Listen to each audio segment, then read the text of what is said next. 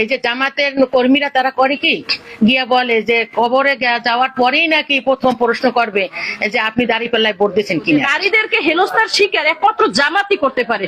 এখানে বিএনপি কোনোদিনও নারীদের হেনস্থা করে না এবং মাঠেও করে না, ভবিষ্যতেও করবে না। যখন আমাদের 22 তারিখের পর নির্বাচনী প্রচারণা শুরু হয়েছিল, তখন আমরা আমাদের কিছু প্রত্যেক ওয়ার্ডে ওয়ার্ডে মহিলা কর্মীদেরকে নামাই আমরা ধানের শীষে ভোট চাওয়ার জন্য। তারাও নামায়, দাঁড়িপাল্লার লোক আসে, হাত পাখার লোক আসে, সবার সাথেই আমাদের সামনাসামনি দেখা হয়, দূরে বসে দেখা হয়। সেখানে কোনো বাক বিতণ্ড নাই, কোনো ঝগড়া নাই, কোনো ফাসাদ নাই, কোনো কিছুই ছিল না। হঠাৎ করে কালকে একটা সংবাদ সম্মেলন করে তারা অভিযোগ করেছেন যে তারা 7 নং ওয়ার্ডে মহিলারা জামাতের কর্মীদেরকে নাকি, আমার 7 নং ওয়ার্ডের কর্মীরা, বিশেষ করে আমার ভাইয়েরা নাকি হেনস্থার শিকার করছে। আসলে আমার সাংবাদিক ভাইদের কাছে প্রশ্ন, তারা পুকুরের এই পার ছিল বিএনপির কর্মী, ওই পারে ছিল জামাতের কর্মীরা, তাহলে সেইখানে কিভাবে বাকবিতণ্ডে জড়াতে পারে এবং কিভাবে তারা হেনস্থার শিকার হতে পারে, এটা আপনাদের কাছে আমার প্রশ্ন। আর একটা কথা হচ্ছে, নারীদেরকে হেনস্থা করা এটা জামাতের কাজ। ইতিপূর্বে আপনারা দেখেছেন যে শামীম মাধ্যমিক শিক্ষা যে প্রধান শিক্ষক, যে শিক্ষক সমিতির যে আহ্বায়ক, উনি বলেছেন যে ঢাকা ভার্সিটির মেয়েরা আগে নাকি বেশ্যা ছিল, এরকম একটা কুরুচিপূর্ণ অভিযোগ তিনি তুলেছিলেন নারীদের বিষয়ে। এ থেকে স্পষ্ট যে নারীদেরকে হেনস্থার শিকার একমাত্র জামাতই করতে পারে। এখানে বিএনপি কোনোদিনও নারীদের হেনস্থা করে না এবং মাঠেও করে না, ভবিষ্যতেও করবে না।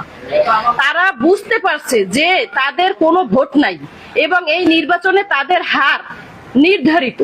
সেখান থেকে তারা কিছু নিজেদের কিছু ছেলে পোলাপানদেরকে ফিট করে, নিজেদের কিছু মেয়েদেরকে ফিট করে, তারা একটা, আজকে তো টিকটক ভাইরালের যুগ, তারা এগুলা নিজেদের মতো করে তৈরি করে তারপর সামাজিক যোগাযোগের মাধ্যমে ছাড়ে যাতে আমাদের ভোট নষ্ট হয়। কিন্তু আমি তাদেরকে একটা কড়া বার্তা দিতে চাই, কোনো অপপ্রচারেই, কোনো কুকর্মের মাধ্যমে আপনারা আমাদেরকে দমিয়ে রাখতে পারবেন না। ইনশাল্লাহ এই মাঠে ধানের শীষের বিজয় হবে, হবেই হবে। হ্যাঁ, মা বোনদের কাছে উদ্দেশ্য বলার আছে, আমার মা বোনরা এর আগেও ধানের শীষে ভোট দিয়েছে, এখনো ধানের শীষে ভোট দেওয়ার জন্য তাদের অধীর আগ্রহ। কিন্তু তারা এই যে জামাতের কর্মীরা তারা করে কি গিয়া বলে যে কবরে যাওয়ার পরেই নাকি প্রথম প্রশ্ন করবে যে আপনি দাঁড়িপাল্লায় ভোট দিয়েছেন কিনা।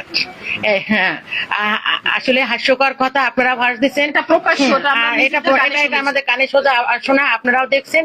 আর একটা বিষয় হচ্ছে, তারা মনে করেন টাকা পয়সা, বিশেষ করে তারা কি কারণে এরকম কোন প্রকাশ্যে, আমার লাইফে আমার যতটুকু বয়স আমি শুনি নাই যে ওই যে করে আইডি কার্ড এবং বিকাশ নম্বর চাই। কত টাকা তাদের হয়েছে যে ভোট কিনবে? ধানের শীষের ভোট কেনা কি এত সহজ? আমি আশ্চর্য হই তাদের চরিত্র দিয়ে, কারণ তারা এমন ভাবে লেফাজ, হাতে পায়ে মোজা, মুখ ঢাকা, শুধুমাত্র মনে হয় চোখ দুটাই দেখা যায়, এছাড়া তাদের কিছু দেখা যায় না। অথচ তারা মানুষকে কিভাবে ইমান নষ্ট করে, এটা আপনারা খুদে দেখেন যে আসলে তারা কি করতে চায়। হ্যাঁ আছে, এটা নাচনাপাড়া 3 নম্বরের বেবি আপা আছে, আমার মহিলা দলের সভাপতি 3 নম্বর ওয়ার্ডের। আপনারা ওখানে যাবেন, তারা যে আইডি কার্ড চাইছে এবং কি বলে বিকাশ নম্বর চাইছে, এইটা ওখানে গেলে আপনারা জানতে পারবেন। কারণ আমার কাছে এরকমের রিপোর্ট আরো কয়েকটা আসছে যে আপা এই অবস্থা আমরা কি করব।